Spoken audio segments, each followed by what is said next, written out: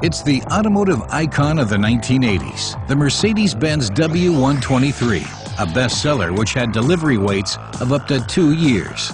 Its popularity was no accident, for it was the result of meticulous planning and intensive research.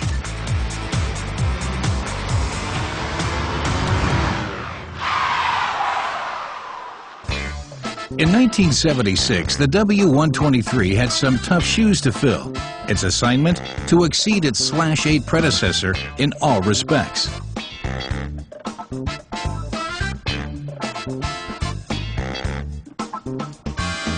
Eight years later, the time had finally come. The first W123s were delivered, and over the coming years, a total of 6.7 million were to follow.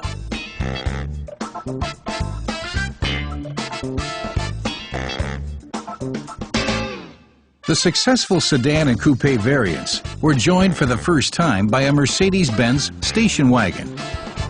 It was the birth of the estate. The first sketches came from the design studio in Sindelfingen. Closely based on the /8, the design also reflected the lines of the S-Class of the day. 3 years before its world premiere, the design was already finalized, and only a few details were changed thereafter. Beneath the body was a structure that really was ruggedly built. With unprecedented effort and expense, accidents were staged, reconstructed, and researched both on the road and in the lab. In developing the predecessor of the E-Class, major emphasis was placed on passive safety.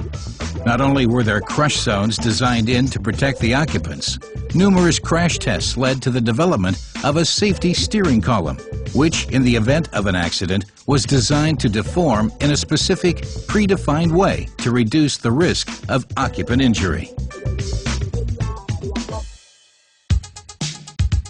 During the first driving test, the newly developed chassis had to prove itself. The new steering geometry with a zero scrub radius keeps the W123 safely on course, even if it has a flat tire.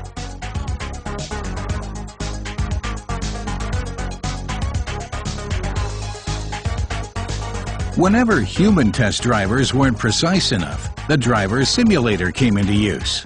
In fact, the W123 drove many test kilometers without human assistance. Even today, prototypes are still tested under extreme conditions. Even so, we're not going to encounter a combination like this on an alpine pass anymore. Right up until just before series production, W123 prototypes were tested all over the world. In South America, as well as in Africa. The W123 had to always exhibit the same degree of reliability. A wind tunnel and climate chamber are mandatory in vehicle development. For a vehicle in the upper intermediate segment, the obsessive attention to detail goes yet another step further. No matter whether it's the ashtray or the floor mats, each component is put through its paces and tested completely. In hindsight, the extensive testing proves that each and every test was really worth it. The entire model series 123 deserves a rating of above and beyond worthy. That's why what once was a sought-after used car has now long become a classic one.